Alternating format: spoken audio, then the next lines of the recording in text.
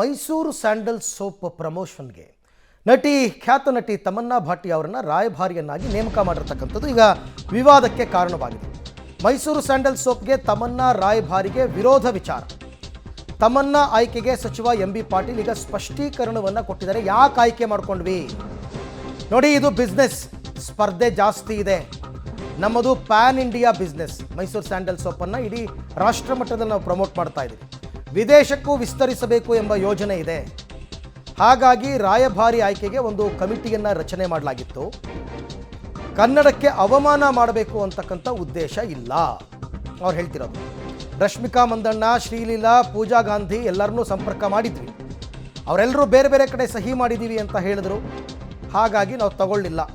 ಕನ್ನಡಿಗರನ್ನು ನಾವು ಸಂಪರ್ಕಿಸಿದ್ವಿ, ಆದರೆ ಅವ್ರು ಯಾರೂ ಫ್ರೀ ಇಲ್ಲ. ಬೇರೆ ಬೇರೆ ಪ್ರಾಡಕ್ಟ್ಗಳಿಗೆ, ಅಂದರೆ ಈಗ ಸೋಪಲ್ಲೇ ಬೇರೆ ಬೇರೆ ಕಂಪ್ನಿ ಸೋಪ್ಗಳಿಗೆ ಅವ್ರು ಸೈನ್ ಮಾಡಿದರೆ ಮೈಸೂರು ಸ್ಯಾಂಡಲ್ ಸೋಪ್ ಆ್ಯಡ್ನಲ್ಲಿ ಬರೋಂಗಿಲ್ಲ ಅವರು.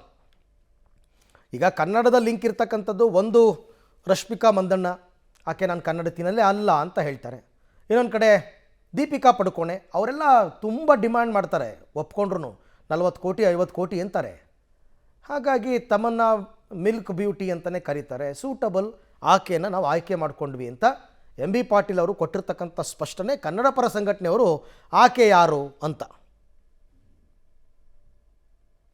ಕರ್ನಾಟಕದ ನಮ್ಮ ಇಂಟರ್ನ್ಯಾಷನಲ್ ಏರ್ಪೋರ್ಟ್ನಲ್ಲಿ ಕೂಡ ಒಂದು ಕಲಾಲೋಕ ಅಂತೇಳಿ, ಆ ಕಲಾಲೋಕದಲ್ಲಿ ಕಾವೇರಿ ಹ್ಯಾಂಡಿಕ್ಯಾಪ್ಸು, ಮೈಸೂರು ಸ್ಯಾಂಡಲ್ಲು, ಮೈಸೂರು ಸಿಲ್ಕ್ಸು, ಲಿಡ್ಕರು ಇದೆಲ್ಲವನ್ನು ಕೂಡ ಪ್ರಮೋಟ್ ಮಾಡ್ತಾಯಿದ್ದೀವಿ ಕಲಾಲೋಕದಲ್ಲಿ ಇಂಟರ್ನ್ಯಾಷನಲ್ ಏರ್ಪೋರ್ಟ್ನಲ್ಲಿ. ಈಗ ಅದಕ್ಕೆ ಬೇರೆ ಪ್ಯಾಕೇಜಿಂಗ್ ಇದೆ, ಇಂಟರ್ನ್ಯಾಷನಲ್ ಪ್ಯಾಕೇಜಿಂಗ್ ಇದೆ.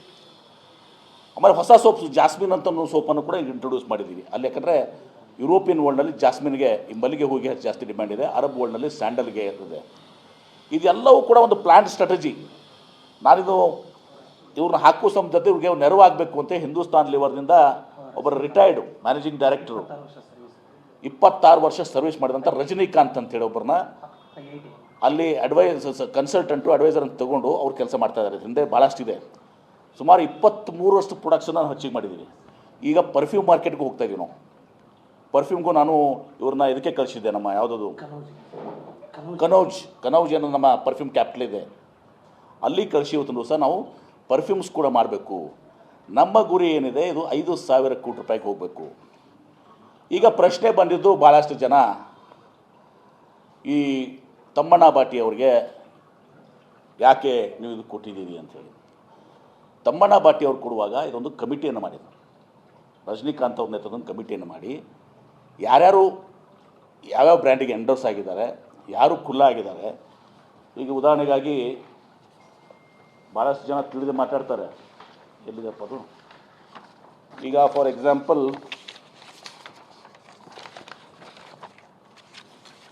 ತಮ್ಮಣ್ಣಾ ಭಾಟಿ ಆಯಿತು, ಅವ್ರು ಯಾವುದು ಈಗ ತಮ್ಮಣ್ಣಾ ಭಾಟಿ ಅವರಾಯಿತು. ತದನಂತರ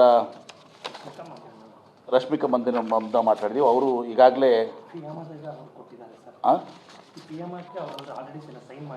ಅವ್ರು ಬೇರೆ ಕಡೆ ಸೈನ್ ಮಾಡಿದ್ದಾರೆ, ಅದಕ್ಕೆ ರಶ್ಮಿಕಾ ಮಂದಣ್ಣ ನಮ್ಗೆ ಆಗೋದಿಲ್ಲ ಅಂತ ಹೇಳಿದರು. ಆಮೇಲೆ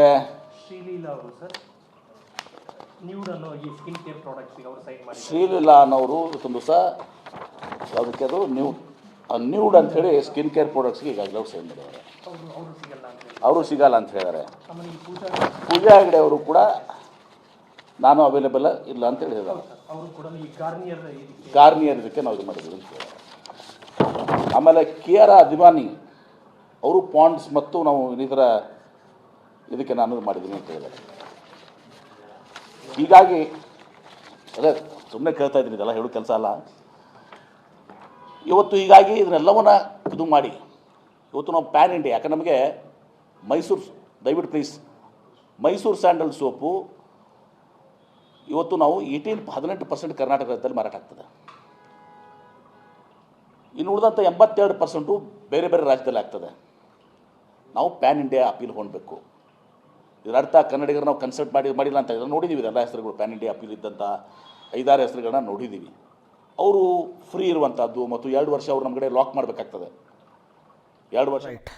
ಈ ಬಗ್ಗೆ ಮತ್ತಷ್ಟು ಮಾಹಿತಿ ನನ್ನ ಕೊಲೀಗ್ ಸುಕೇಶ್ ಅವರಿಂದ ಪಡ್ಕೊಂಡ. ಸುಕೇಶ್, ಯಾವ ಕಾರಣಕ್ಕೆ ತಮನ್ನಾ ಭಾಟಿ ಅವರನ್ನು ನಾವು ಆಯ್ಕೆ ಮಾಡಿದ್ವಿ ಅಂತ ಸ್ಪಷ್ಟೀಕರಣವನ್ನು ಈಗ ಎಂ.ಬಿ. ಪಾಟೀಲರು ಕೊಡ್ತಾ ಇದ್ರು. ಬಟ್ ಈಗ ಆರೋಪ ಇರ್ತಕ್ಕಂಥದ್ದು ಆಕೆ ಕನ್ನಡತಿ ಅಲ್ಲ, ಆಕೆಯನ್ನು ಯಾಕೆ ಕರ್ಕೊಂಡು ಬಂದ್ರಿ ಅಂತನ.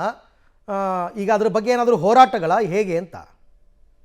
ಸಹಜವಾಗಿ ಕನ್ನಡತಿ ಅಲ್ಲದಿರೋರಿಗೆ ಹೊರಗಿನವರಿಗೆ ಯಾಕೆ ಎಷ್ಟು ಹಣವನ್ನ ಕೊಟ್ರಿ ಅನ್ನುವಂಥದ್ದು ಮತ್ತೆ ಅವ್ರನ್ನ ಯಾಕೆ ಜಾಹೀರಾತಿಗೆ ಬಳಸಿದ್ರಿ ಅನ್ನುವಂತ ಪ್ರಶ್ನೆ ಇತ್ತು. ಆದ್ರೆ ಪ್ಯಾನ್ ಇಂಡಿಯಾ ಲೆವೆಲ್ ಅಲ್ಲಿ ಬಿಸ್ನೆಸ್ ಅನ್ನ ಮಾಡ್ಬೇಕು, ನಾವು ಬೇರೆ ವಿದೇಶಗಳಿಗೆ ಕೂಡ ರಫ್ತು ಮಾಡುವಂತ ಪ್ಲಾನ್ ಇದೆ. ಆ ಕಾರಣಕ್ಕಾಗಿ ನಾವು ಇರೋ ನಟಿಯರಲ್ಲಿ ಸ್ವಲ್ಪ ಕಡಿಮೆ ವೆಚ್ಚದಲ್ಲಿ ಕರೆಸಬಹುದಾದಂತಹ ಅಥವಾ ಪ್ರಾಯೋಜಕತ್ವ ನೀಡಬಹುದಾದಂತಹ ನಟಿ ಅನ್ನೋ ಕಾರಣಕ್ಕೆ ಅವ್ರನ್ನ ಆಯ್ಕೆ ಮಾಡಿದೀವಿ ಅನ್ನುವಂತ ಸಮರ್ಥನೆಯನ್ನ ಸಚಿವರು ಕೊಡ್ತಾ ಇರುವಂತದ್ದು. ಆದ್ರೆ ಸಹಜವಾಗಿ ಹೊರಗಿನವ್ರಿಗೆ ಯಾರಿಗೋ ಇಷ್ಟೊಂದು ದುಡ್ಡು ಕೊಟ್ಟರು, ಬೇರೆ ನಟಿಯರು ನಮ್ಮ ಕನ್ನಡದ ನಟಿಯರು ಇರ್ಲಿಲ್ವಾ, ಹೀಗೆ ಪ್ರಶ್ನೆಗಳಿದ್ದಿರೋದ್ರಿಂದ ಅದಕ್ಕೆ ಒಂದು ಸ್ಪಷ್ಟನೆಯನ್ನು ಕೊಡುವಂತ ಪ್ರಯತ್ನವನ್ನ ಸಚಿವ ಎಂ ಬಿ ಪಾಟೀಲ್ ಮಾಡದಂತೆ ಕಾಣಿಸ್ತಾ ಇದೆ. ಅರವಿಂದ್, ರೈಟ್, ಥ್ಯಾಂಕ್ ಯು ತಮ್ಮೆಲ್ಲ ಮಾಹಿತಿಗಾಗಿ ಸುಖೇಶ್, ಧನ್ಯವಾದ. ಬಟ್ ಇದೆಲ್ಲ ಇಶ್ಯೂ ಆಗುವಂಥದ್ದು ಏನಲ್ಲ.